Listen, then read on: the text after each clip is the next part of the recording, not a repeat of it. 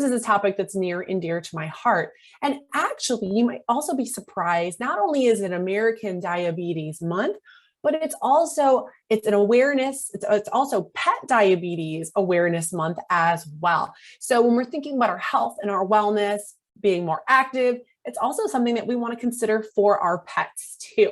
So just a little factoid before we get into today's presentation.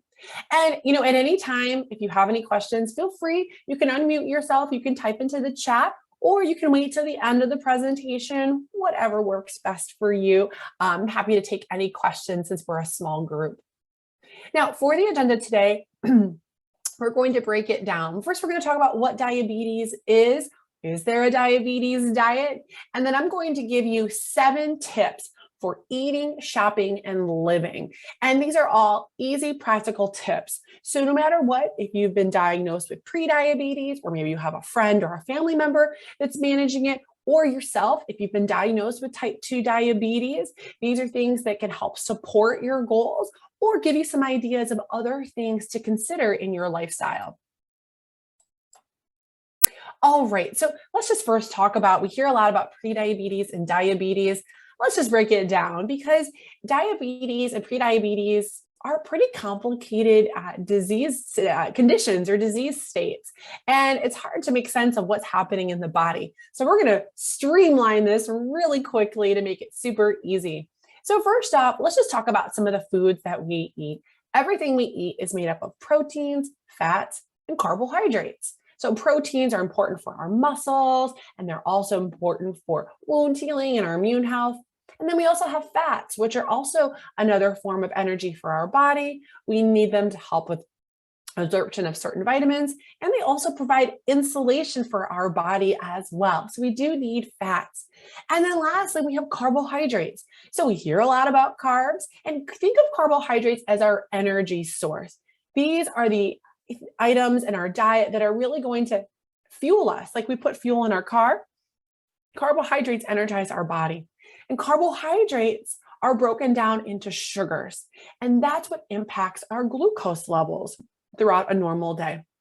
Now, let's take a quick little snapshot of prediabetes and type 2 diabetes. So when we hear the word prediabetes, what that means, that's more of a warning sign.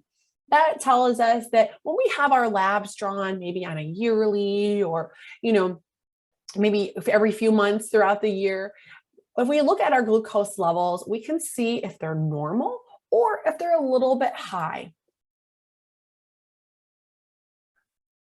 Oh, is anybody having trouble seeing the slides?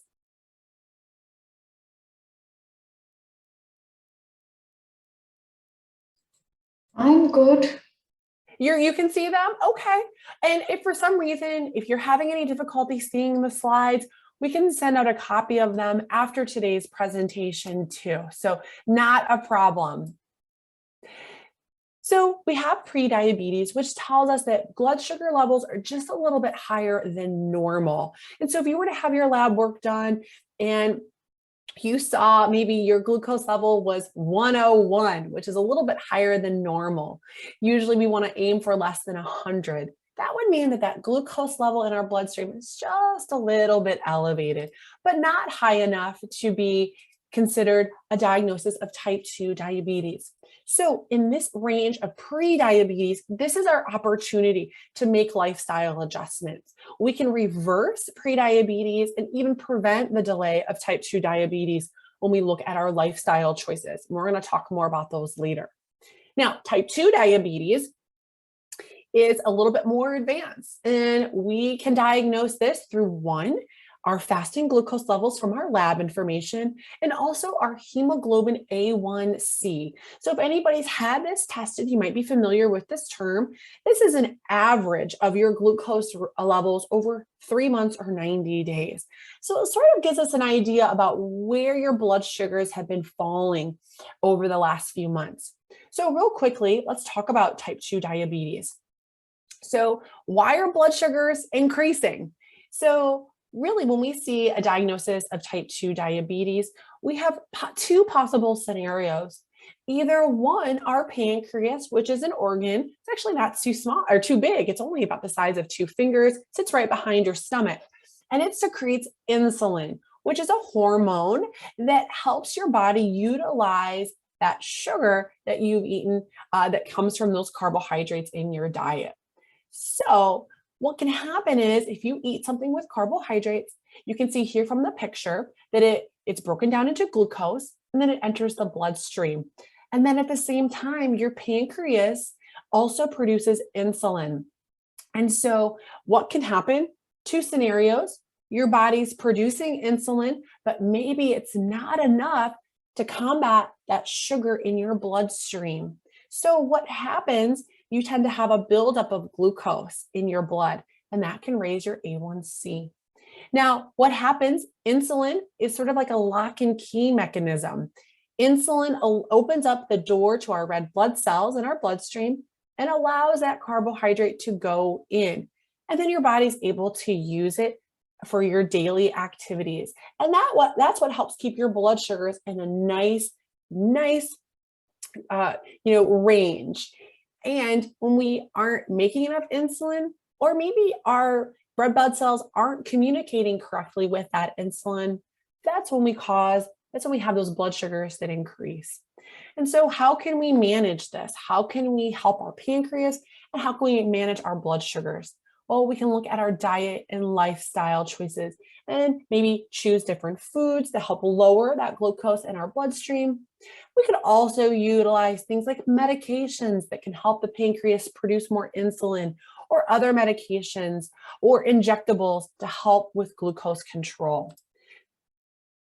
So diabetes is a complex condition, but today we're going to make it real simple on things that you can do in your lifestyle.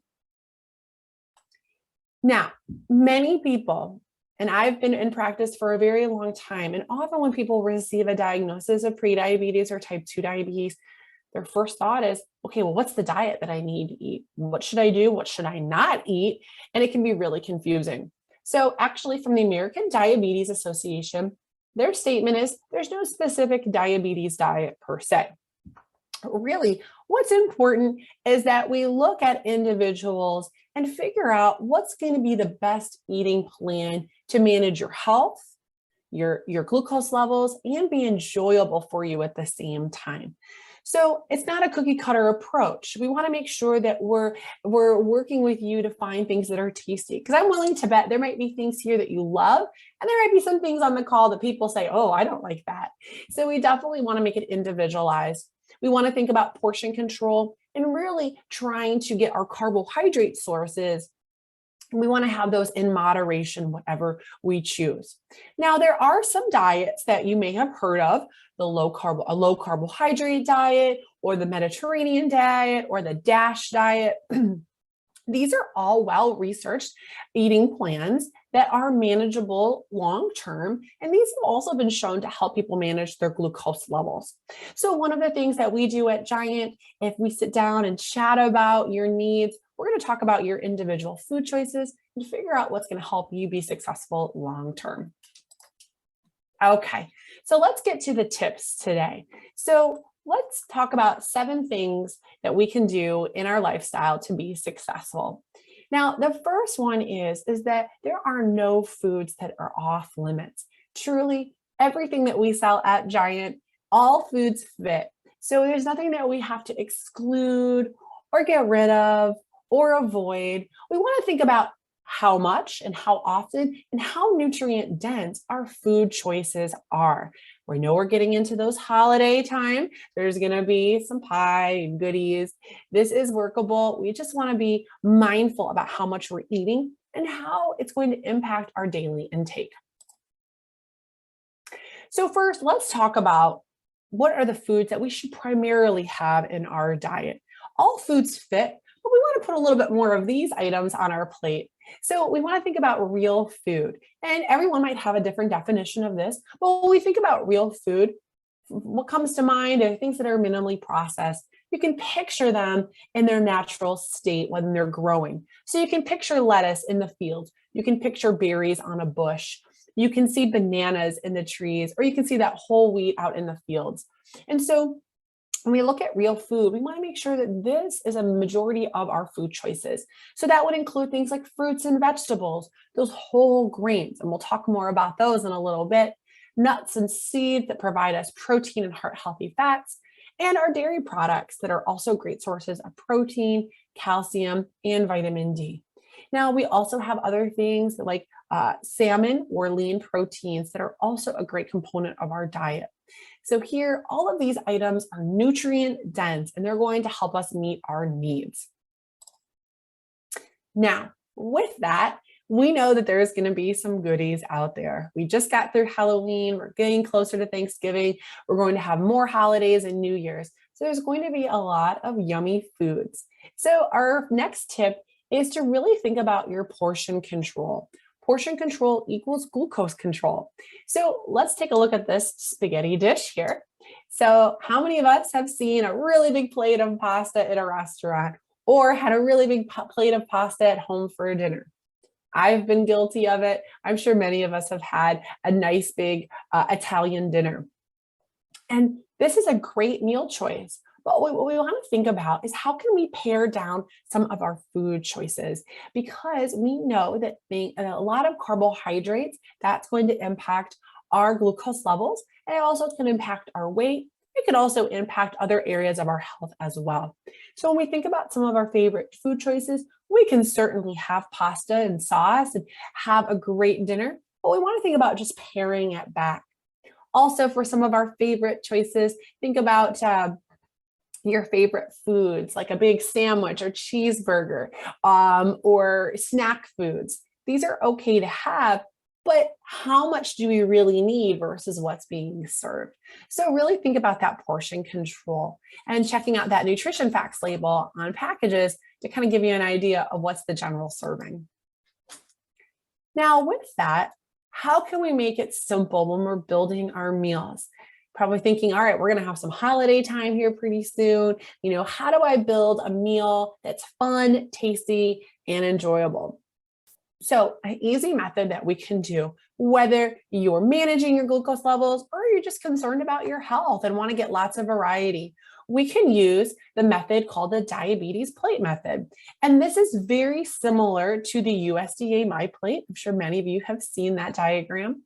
And what we can do, we can break our plate into 3 sections. And this is a great recipe for when you're building your meals at home or you're at a restaurant. So what we first want to do, we want to fill up on these non-starchy vegetables. And we're going to talk more about these as we go along. Our non-starchy vegetables are so nutrient dense. They have fiber, they have antioxidants and phytonutrients. They're low calorie and they're low carbohydrate. So we can fill up on them without having a major impact on our glucose levels. So first off, we want to think about filling our plate half with non-starchy vegetables. Now, we also want to make sure that we have some type of protein, whether it's plant or animal based. Protein serves a lot of different, has a lot of different benefits. First, it helps keep us full. So as we add protein to our meals, it's going to take longer to digest. It's going to slow down the absorption of the carbohydrate in our meal. Plus, every cell in our body needs protein, so it's really important that we include it with each meal and snack. And then, so now we have 3/4 of our plate full. That last quarter is going to be some sort of carbohydrate source, because again, we need fuel to run our body. We want to make sure that we're getting enough. We're not getting too little or too much. So we can make that last quarter of our plate some type of carbohydrate. This could be pasta, this could be rice, a potato, crackers, or bread. And this is a great way you can build your meal so you don't feel restricted and you're having all of your favorite items. So let's take a look at some, real life examples. Not everyone's going to be able to build a meal.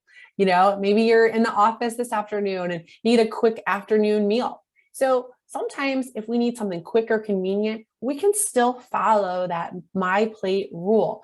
But we need to have a vegetable, non-starchy, a carbohydrate, and a protein.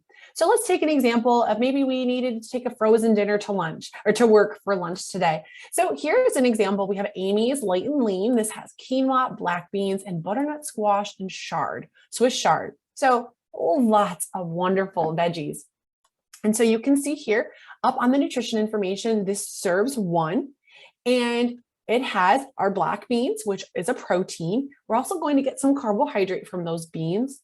We have quinoa, which is a whole grain that has protein, fiber, and carbohydrates. And then we have a variety of low starchy vegetables. So this would be a great option to choose. You can also see here, this is actually lower in that sodium content. Many times freezer meals can be a little bit higher. And it's also a really good source of dietary fiber, 7 grams. That's about almost a third of our daily needs. So this could be an option if you needed something quick. Here's another example. This is our grilled salmon entree that you can find right at our deli at Giant. And again, this is another quick, easy meal because we know life is going to be busy. So let's take a look. This has grilled salmon, which is our protein. This has a wonderful rice pilaf, and then it has a nice array of non-starchy vegetables, broccoli, carrots. But we want to take a close look up here at the servings per container. This actually serves 2.5 people, or has 2.5 servings. So this would be a great option for our dinner. We just want to be mindful about how much we have. So we can cut this in half and have part for dinner, and then the next part for our lunch the next day. We could even add some more vegetables to this meal to get more volume. So definitely a great option. We just want to make sure we're not eating more than the recommended serving. All right, so let's get into our third tip. Let's talk about these carbohydrates, because I get a lot of questions about this. And I'm sure there's been some confusion about carbs. What's a good one? What's a bad one? Which one should I choose? So we want to make sure that we're choosing, kind of thinking back to that first slide, real foods, things that are minimally processed. So we want to think about choosing complex carbohydrates over simple carbohydrates. The difference is that complex carbohydrates have more fiber and protein, and that creates more complex structures. That takes longer to break down during that digestive process. So you're fuller, and you also get more nutrients, and it's going to be easier on your blood sugar. Now we have simple carbohydrates. So many of us, we might be familiar with those, things like candy or cookies or baked goods. These have simple structures. So they're broken down really quickly. So if we have something like a muffin or a cookie, it might make our blood sugar go up because of that carbohydrate, but because it doesn't have a whole lot of fiber or other nutrients, it's going to make our blood sugar go right down. So ideally, when we're looking at sources of carbohydrate in our diet, we want to make sure we're choosing those complex varieties over the simple. Now, there are a lot of carbohydrate sources in our diet. It can be a little tricky and it's confusing. So let's break it down a little bit. So let's start with these simple carbohydrates. Okay, so these have easier structures that are broken down. Now, we have 2 different types. We have ones that are nutrient dense that come from natural food sources like fruits, milk, or dairy products. And yes, these will increase your blood sugar, but we have wonderful vitamins and minerals in these items. We want to make sure that we're getting an array of different colors of fruits and vegetables to meet all of our vitamin and mineral needs.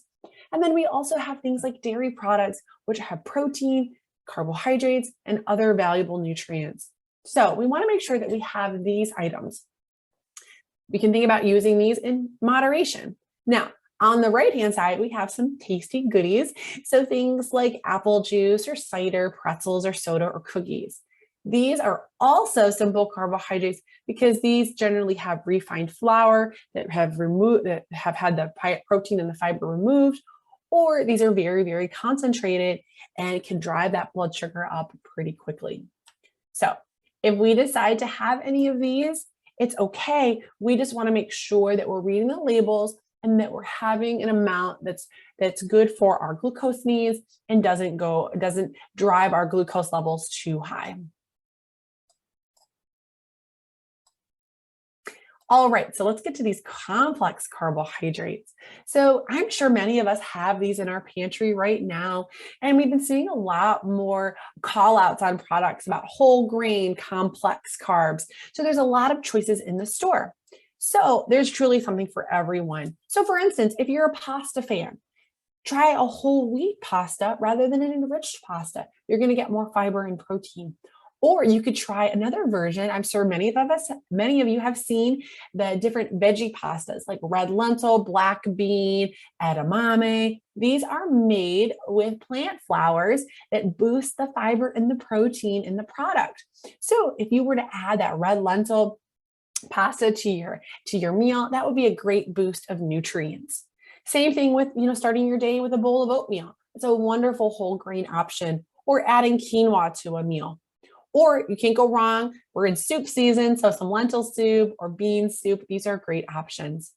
And then also too, our root vegetables, so sweet potatoes and potatoes, are also a source of fiber and complex carbohydrates. So these are items that we can certainly enjoy. Again, we just want to be careful about that serving size.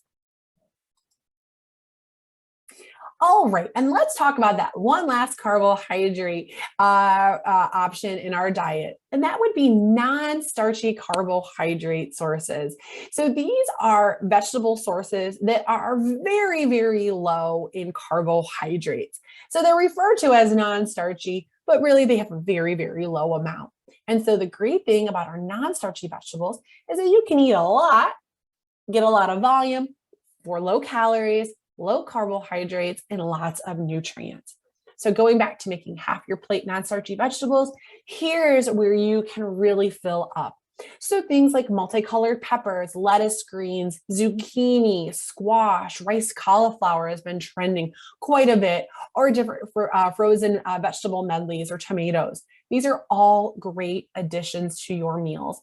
And they're great options. For instance, you could do spaghetti squash instead of pasta. And that would be a wonderful non-starchy vegetable to add to your plate with lots of volume, but not all those calories.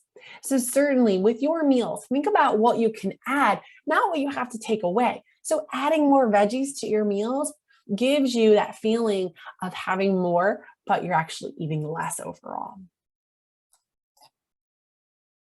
All right, so I'm just going to take a stop here. Looks like we don't have any questions, so we'll keep going on. But again, anything pops into your mind, throw it in the chat. All right, so let's get to tip number 4, which is a really important one, and that's to read the nutrition facts label. And I'm sure many of us know that we should do that, but this is a great resource, no matter if we're managing our diabetes, prediabetes, heart health, managing our weight, or just trying to make better choices in the store. Yes, real life examples. Perfect. Yeah, because we want to make it easy. We want to make it relatable because there's a lot of questions that come up when we talk about food choices and diet recommendations, but how do we translate that into the grocery store? So thank you for that. So let's look at the nutrition facts label. Now, we could spend a lot of time here, but we'll try to do a Cliff Notes version of this. So let me know in the chat, are you looking at the nutrition facts label now? And if you are, what are the things that catch your eye? What are your concerns? All of us have different needs and different things that we're, keeping an eye out for. Let me know what catches your eye when you're shopping. Added sugars, absolutely, that's a good one. Added sugars, we might have sodium or saturated fat or fiber. There's a lot of different things that we're concerned about. And I know this label can look a little overwhelming, but the more time you spend with it and compare items and get more familiar, the easier it gets. Carbohydrates and fiber, absolutely. So let's walk through this real quickly. So first off, let's start at the top. We have that serving size. Now, a couple things about the serving size. So this represents what the average American generally consumes of a particular product. So pasta, rice, ice cream. And since the nutrition facts label received kind of an update or revision over the last few years, they took that as an opportunity to look at the servings that people provide themselves and have updated some of them to reflect what people are currently consuming. And I'm just looking at the chat here. Corn syrup, fructose. We're going to talk about the ingredients next. You guys are on it. So one thing we want to remember when we're looking at the serving size, this reflects what Americans generally eat. So for instance, ice cream, the serving size used to be a half cup. Now you'll see that it's 2/3 of a cup on the label. So you can kind of think of it as, I get 2/3 of a cup of ice cream. This is great. But we want to remember it's not necessarily a healthful serving.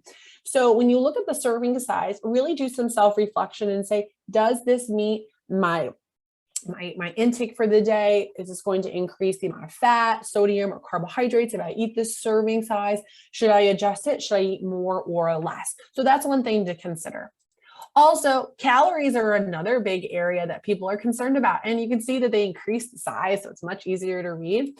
But one of the things that calories really don't tell us, they don't tell us where those calories are coming from. So this is one tool you can use, but we want to look at all those ingredients underneath and all those nutrients to see what makes up all those calories.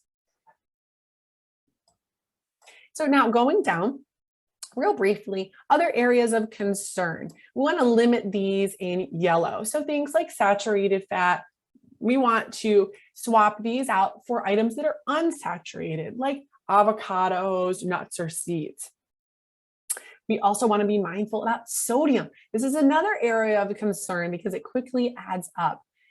The average recommendation for Americans is to have less than 2,300 milligrams of sodium per day. So you might have noticed some products can be a little bit higher. So we want to keep a close eye on this.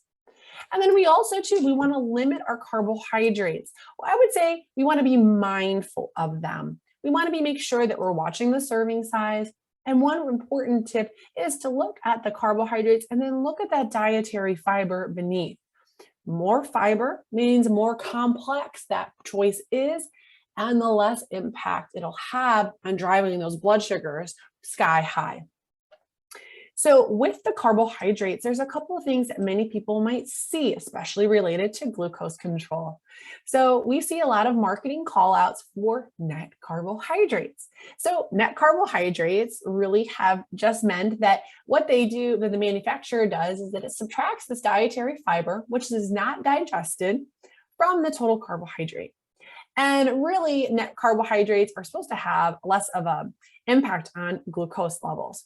But I will tell you that the term net carbohydrates is not a validated term by the ADA or the Food and Drug Administration. So it's not a validated term. So your best bet, if you see a call out for net carbs on a product, flip it over, take a look at all of the information, especially that dietary fiber. Now, other things too, we want to limit. So someone said earlier, watching those added sugars, this was a new addition to the label. So now we can differentiate what's added and what's natural in a product. So for instance, yogurt has natural lactose sugar, but we might have some yogurt maybe that has fruit on the bottom that has added sugar that's added during manufacturing.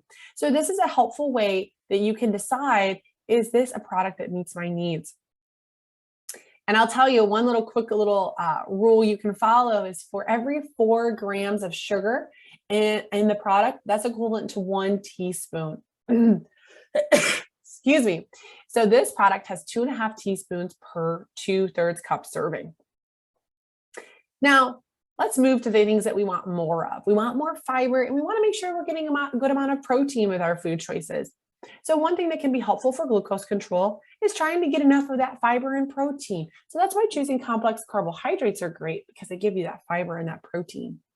So one rule that I like to teach customers is when you're looking at products, see if it has at least 3 grams of fiber or protein per serving or more. That means you're going to get more bang for your buck. And then lastly, here at the bottom, you have your other wonderful, valuable nutrients, vitamin D, calcium, and iron. And now you can see the daily value, but also the number of milligrams or micrograms in the product. So for instance, if you're concerned about your calcium intake, now you'll know that this product provides 260 milligrams that can help you meet your goal of, say, 1,000 or 1,200, depending on your needs. Now, one other last thing that you can use on the nutrition label before we move ahead is you can use this right-hand column here, this percent of the daily value. This is a quick tool you can use. Now, the daily value total is based on a 2,000 calorie diet. And you can see down here at the bottom, there is a little call out that does tell you the details about this. So this will tell you the percentage of fat and sodium and how much it takes up of the daily recommendation. So here we have saturated fat. It's 5% of our daily value. So as you're looking at this as a quick rule of thumb, you can use the 5 and the 20% rule. 5% is considered low, 20% is considered high. So we want to be mindful about those items we want to limit. So saturated fat, we want to limit these. So you can look over here. So it's 5% of the daily value. So that's pretty good. That's on the lower end. But if we go down here, we have 20% of added sugar. So that's considered high. So we might want to choose another product or maybe eat a little bit less of this to help control our sugar intake. So really helpful tips that you can use while you're using the label. Not necessarily, you don't necessarily have to limit iron unless there is a specific reason if you talked with your doctor. Generally, many of us are iron deficient. So we need roughly about, I believe it's about 25 milligrams a day of iron, depending on your age. So definitely you can get iron through things like beans and meats, and then also through a supplement too. So you definitely want to make sure you're getting plenty of these minerals at the bottom here. And then lastly, too, some people mentioned other ingredients that they look out for, like high fructose corn syrup or other ingredients. So when we're looking at the nutrition label, this tells us a lot about the product, but the ingredient list really pulls it all together. You can see what's listed based on the weight in the product. So the most abundant product is first in the list. So you can see here the ingredients, whole grain is the first ingredient in the product. The second ingredient is canola oil, and the next ingredient is rice flour and then corn syrup. So as you go down the list, there's less of a percentage of that ingredient in the product. So really, really helpful. So lots of things that we can learn from the nutrition label. And here, just to give a quick example, if you're looking at items, you want to find things that work for us. So here's an example of a snack food. We have a lot of crunchy snack folks that like to have something in the afternoon. And so this can be a great option. Now, this product, even though it's missing on this slide, the serving size is 3.5 cups. So that's a lot of volume. That's a lot. And with that, we get a low sodium food. And we're also getting a food that has a good amount of fiber and protein at 3 grams. So we want to make sure that we're finding things that meet our nutritional needs, but also are enjoyable as well too. So definitely take a look if you have any favorite foods or snack foods, look at the label and see if there's something that you could find that's a bit more nutritious. But many people enjoy our Nature's Promise popcorn, myself included. Sure, we can definitely send these slides out, not a problem. All right. So tip number 5, another area that's very confusing for customers are the different sweeteners. So tip number 5, we want to get to know all the different sweeteners in our diet. So let's take a closer look. So let's break this down a little bit. So we have 2 types of sweeteners. We have nutritive or natural sugars. And again, these are these naturally occurring sugars that occur in many of our favorite nutritious products, such as fruits, vegetables, and dairy products. So things like yogurt, milk, or kefir, which is fermented milk, or our wonderful fruits. And so these are natural sources of sugar, but they also provide us with wonderful nutrients. So yes, these will impact our blood sugar, but these are things that we want to include as carbohydrate sources in our diet. And as we talk more about the holidays, let's talk about some of these other nutritive sweeteners that we have. So the previous slide, we had items that provide us with extra nutrients that are beneficial, but we have a lot of other sweeteners in our diet that provide calories, and they're pretty darn sweet, but really don't provide us with a whole lot of other nutritional benefits. So whether it's brown sugar or agave or sugar or maple syrup, these are all sweeteners that we can use in our diet. We just want to make sure that we use these within reason. We want to make sure we're using in moderation because these will impact our glucose levels. And being aware of how much we use, say how many teaspoons of sugar do you put in your coffee, or how much syrup do you add to your pancakes, even just backing down on those a little bit. You can still enjoy some of your sweets without impacting your glucose level as much. So we just want to make sure that we're having these in moderation and really trying to limit the amount of added sugar we have during the day.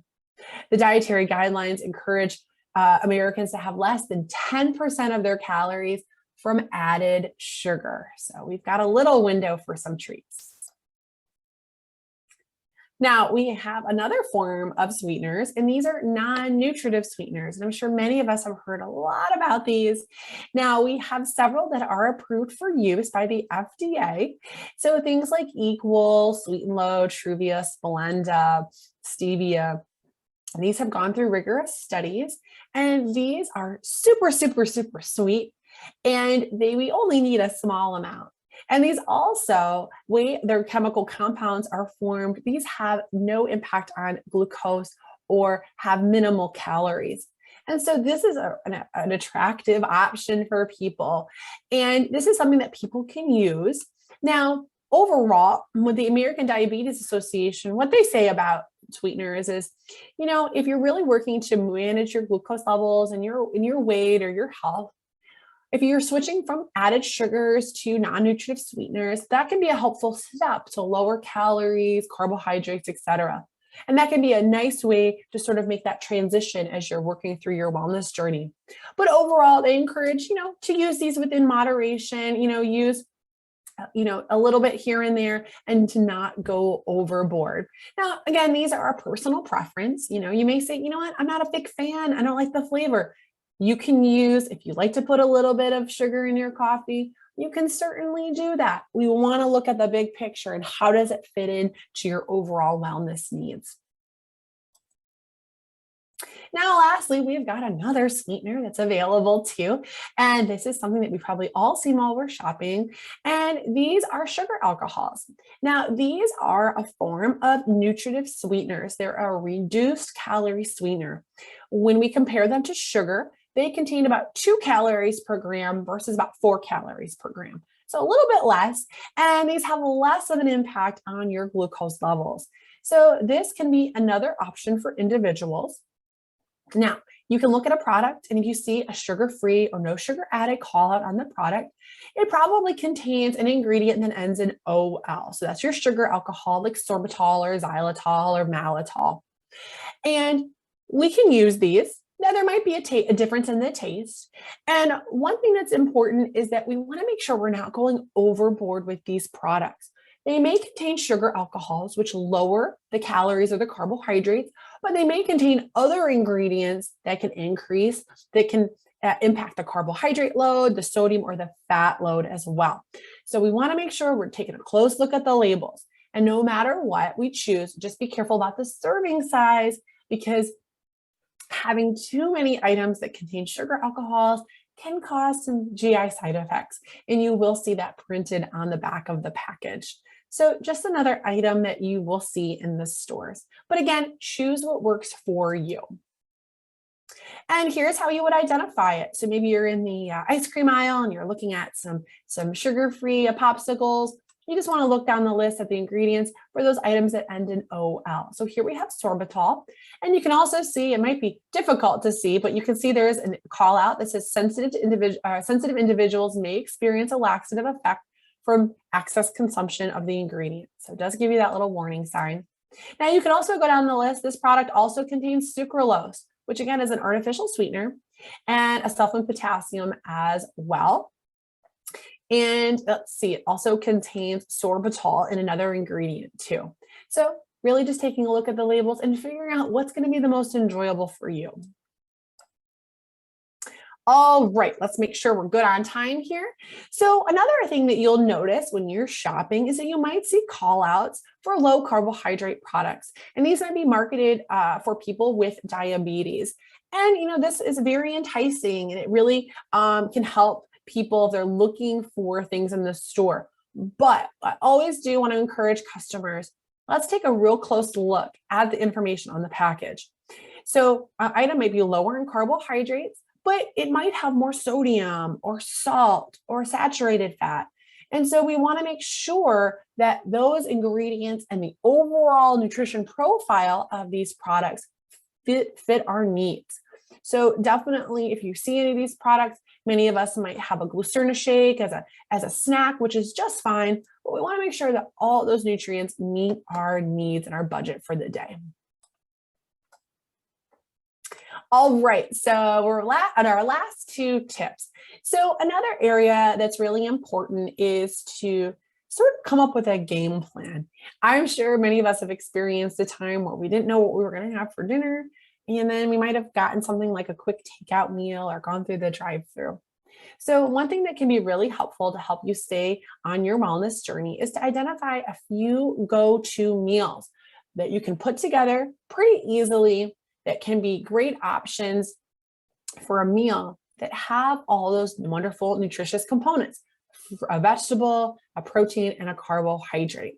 So I want to show you a couple of examples. And one of the terms that we use at Giant, we use the term swap-opportunity, which is an opportunity to swap in foods that are more nutritious or to try something new. So what we can do, we can come up with a couple of go-to meals and maybe change it up from our typical favorite. So let's say, for instance, maybe cereal is our go-to breakfast choice and juice. Well, if we're planning our week, maybe we can come up with a few ideas for more nutrient-dense items. So a go-to breakfast could be protein waffles, maybe with whole grains, and pair that with a form of carbohydrate. Maybe it's yogurt or fruit. That pairing will help slow down that digestion and the absorption of that sugar, and you'll feel fuller for longer. So how can we plan our breakfast meal? So maybe it's eggs with a halo, or maybe it's oatmeal with yogurt, something with that combination. That's definitely going to fuel you longer throughout the day, and you're going to get more bang for your buck. So think about a couple of go-to breakfasts that could be nice rotations for you to help you meet your nutrition needs. Now let's talk about, oh, I went too far. Let's go back. Let's talk about lunch. So maybe we love to make a sandwich. Maybe we go to our favorite restaurant at lunch, and maybe it's a burger and French fries. So how could we change this favorite meal to something that's a little bit more nutritious? So we can do some swaps. Maybe if we go to a restaurant, we ask for a vegetable on the side rather than French fries, or maybe a healthier snack. Like here we have the Hippies snacks that have fiber and protein. So you get a lot of crunch and more nutrients. Or you could swap out that bun for a whole wheat bun, or maybe use half of the bun instead. Or opt for a meat that's low, excuse me, that's lower in fat, like a ground turkey burger. Or instead of French fries, you could have a side salad as well. And so definitely coming up with a few go-to swaps for each of your meals will be satisfying, but be helpful for your glucose levels. And here's another option. So we talked about pasta at the beginning of the presentation. So here's our general pasta dish, which might be a go-to for us already. But how can we add nutrients to this? How can we make it better for us? We could add in more volume with peppers and mushrooms. We could swap out the pasta for spaghetti squash that's already ready to go, or a whole wheat pasta. Or we could add a little bit more protein to this dish with some lean ground turkey. These are great options where we still get the treats the treats and the meals we enjoy, but we get more nutrients and it's going to stick with us longer. Another great option, let's talk about snacks. I love snacks, and maybe our go-to snack might be pretzels. I think we've all had some crunchy pretzels. They're tasty, and it's easy to eat a lot of them, but they might not be as satisfying because they have enriched flour. So maybe we can plan to have a snack that has a protein and carbohydrate for that glucose control. So maybe instead of having pretzels at my table at work or in my cubicle, I could pack something like peanut butter or an apple, or nuts and popcorn, or bring some cottage cheese with whole wheat crackers. I'm going to get more nutrients and I'm going to feel more satisfied, and it's going to help with my portion control. So some other ways where you can have those go-to snacks you're going to get more from. And we got to talk about treats too. So if we're ice cream fans, if you love a hot fudge sundae, we have a couple of things that we can do that can make it better for us, but still enjoyable. So first off, portion control. We can use these already portioned sundae cups that are half cup because we know how easy it is to serve ice cream in a bowl. We could also do something like a fruit bar or a yasso bar, which is a great little option. It's individual serving fudge bar, that has protein, and it's made from Greek yogurt. And this is something that's very enjoyable for a lot of my ice cream fans. They find it meets their ice cream need, but it helps with their portion control. So lots of things that we can use for a treat. Again, it's just watching how much, how often, and what the ingredients are. All right, and lastly, before we finish up today, developing some healthy living habits is our final tip.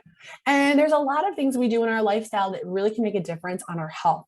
And so the first thing we want to think about is eating regular meals and snacks. When we're dealing with prediabetes and diabetes, we're looking at glucose control, and glucose is impacted by the foods that we eat.